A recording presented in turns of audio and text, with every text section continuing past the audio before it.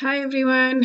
In this video, I'm going to be talking about surrender. Oh my goodness, it is such a difficult topic. So difficult to surrender, so difficult, but necessary and helpful and I don't know, life-giving basically. Okay, so sometimes when you feel a rejection from something, it is the biggest protection. So rejection is a gift, but the phrase that I've really loved is rejection is protection. So sometimes you may be faced with what seems to be the most astounding rejection ever. And that may be the greatest blessing. And you might not be able to see it in that moment, but you might be able to see it later, or you might never be able to see it also. I mean, I lost somebody, somebody passed away, and I still don't understand decades later why. I mean, that doesn't feel right, but we don't know, right? That, I mean, I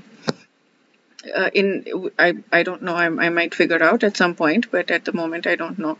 But there are many things that I have faced immense rejection with, and later on it's been like, I cannot imagine what my life would have been if I'd continued to stay in this situation. If I'd gotten what I actually wanted. I do not want to even think about where my life would have been, because it would not have been where I mean, what I have right now is a million, trillion, gazillion times better than what I would have had if I'd gotten what I wanted in that moment. Have you ever had those kinds of moments where you felt that? Can you think of any situation which you, of something where you wanted something like desperately, eagerly, with your entire heart and soul, you wanted it, and now you're like, thank goodness, whoa, I am so glad I did not get that. Have you had something like that? Or, I mean, to whatever extent, even if not like this intensity of wanting it, but has it ever happened that you've wanted something and then not gotten it and then realized later on, oh, I'm so glad I didn't get that? There was a story that somebody was saying. There was a story about somebody who wanting good health. Okay, just give me one moment. Okay, I got distracted, so I'll continue. So there are a few stories, 3 stories, I think somebody said, and I'll tell you one of the stories that was that this person who really used to be a very good devotee of the Lord, and he would do all the right things, and he got cancer. He got news from the doctor that he has cancer, and he was walking once in this empty hallway in this hospital, and he felt completely alone, and he was like, God, you have forsaken me. You are not helping me. And anyways, he went through the thing. He went through the chemo. He was in remission. He was in complete remission, and he was okay. He went back to his life. Later on, the doctor told him that if you had come, he had gone in just for a regular checkup, and they discovered this. And the doctor said that if you had come even a week later, you would have been dead, because you discovered it just in time. So that's when he realized that God was actually helping him. He was actually protecting him. The second story is about another devotee who also did all of the right things, and she also got cancer, and she was just completely, like, I mean, she did not care about anything about her cancer. She did not, she was just so much loving the Lord, and she was so much reading scriptures and understanding, and she was crying in gratitude, and like all of that pain, everything that she went through, it didn't bother her a lot at all, and she passed away because she wasn't able to overcome that. But it didn't matter. So that was her surrender. Her surrender was that I know that wherever I'm going to next is going to be good for me. So thank you. And she just completely surrendered to that. And the third story I'm forgetting.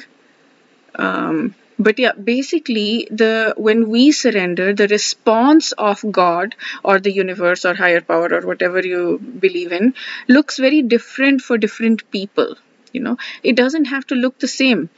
God doesn't always give you what you want. He doesn't give you what you want. He gives you what you need, what will be good for you.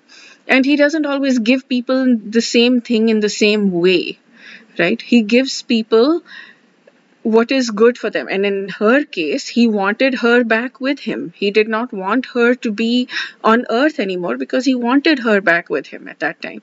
And this other person, he wanted that person back on earth, and I mean to stay on earth, and he wanted that. So why did he put that guy through the cancer in the first place, right? Why did he do that? It is because at the end of it, this is the thing that I've learned recently, and it really resonates with me, so I'm going to speak about it. It's because when he catches us, like when we fall off the cliff, so people will ask, why doesn't he help us not fall off the cliff? Like if somebody's pushing us off the cliff and we're just falling. And so what he does is he will catch us at the bottom. He will not catch us at the top. He will not prevent the person from pushing us off the cliff. He will catch us at the bottom. But why? Because, is he sadistic? Is it? No. Because he wants to increase our faith in him. Because if we fall off the cliff and we can still keep trust, and if he keeps pushing us off the cliff, or he's sending somebody to push us off the cliff over and over and over again, and then he keeps catching us at the bottom, eventually we start to trust and have complete faith in him.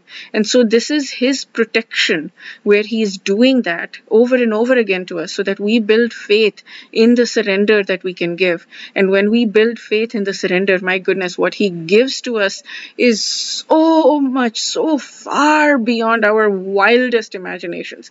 Just like those scenarios where I was like, I want this so desperately. I was like, with my everything, I wanted this one thing. Many times it's happened, but like I'm thinking of this one scenario in my head. I wanted that so badly. And now it's like, whoa. So in that moment, it felt like I was jumping off the cliff, or I was being pushed off the cliff. And I was like, I don't know what to do. I don't know how to do this. But he caught me. He did not just catch me. He gave me 1,000,000 times more. And now I'm like, if I had been in that situation, I would not have been where I am right now. And thank goodness I am where I am right now. Because that would have been, I mean, I wouldn't have known it was painful, probably. I would have been okay. I would have somehow managed life. But I would have lived through life. I would have existed through life. I would not have had the kind of passion and the energy and the enthusiasm that I have right now, because I found my purpose of life. I found what I need. I found life. Because I didn't get that. I didn't put myself in that situation. I found life. I don't know how to express the intensity of the gratitude I have right now for what I have found. Because I did not get what I wanted. Because Krishna, God, higher power, universe, whatever you want to call it, knew what I needed and gave me what I needed. Okay. So yeah. The other aspect of this is to keep focusing on the gratitude, to understand, to keep reminding, to think, to use your brain as your friend, not as your enemy. Don't just keep thinking about all the negative things that are happening in your life. Think about what is going right in your life, because it's so easy to miss. The good things are the easiest to miss. The difficult things, the negative things are the easiest to remember. The good things are the easiest to miss. But you need to use your brain, use your mind to think about what it is that you are getting. Focus on that. Put your attention on that. Do gratitude exercises. Write 10 things that you're grateful for every day, or 3 things, or whatever. Wake up in the morning with a prayer of gratitude. Go to bed at night saying, thank you for giving me what you've given me today. Wake up in the morning saying, thank you for giving me the sleep, however much, even if you've gotten only 1 hour sleep, it doesn't matter. Thank you for giving me the sleep, because if you didn't get that 1 hour, you would be in much worse shape, right? Or thank you for whatever. Wake up with just one, it takes 5 seconds to be grateful about something. Many times, though, it takes a long time to remember what to be grateful for, to understand. So when you put in that effort, it's like meditation. When you're putting in that effort to remember, that's when that is the goal. That is the that is the best part of it. That is the most important part of it, is you putting in that effort to remember what you're grateful for, so that you can remember those things that you might just miss, that just slip through your fingers. It's like, oh yeah, this happened. And then when you remember, you're like, ooh, this is huge. This is big. This big thing happened today, But otherwise, it's just gone. You don't even remember. You don't even capture it. It's gone. It's just dissipated. It's disappeared. Okay, that's it for this video. Wish you a day filled with lots and lots of personal growth, lots of gratitude, and lots of surrender in the most powerful ways possible. Surrender that changes your life, that helps you feel so present and so much peace and so much joy, because you trust. You trust that life has got you, life is supporting you, life is with you. And you see it through the gratitude. Okay, that's it. Radhe Radhe.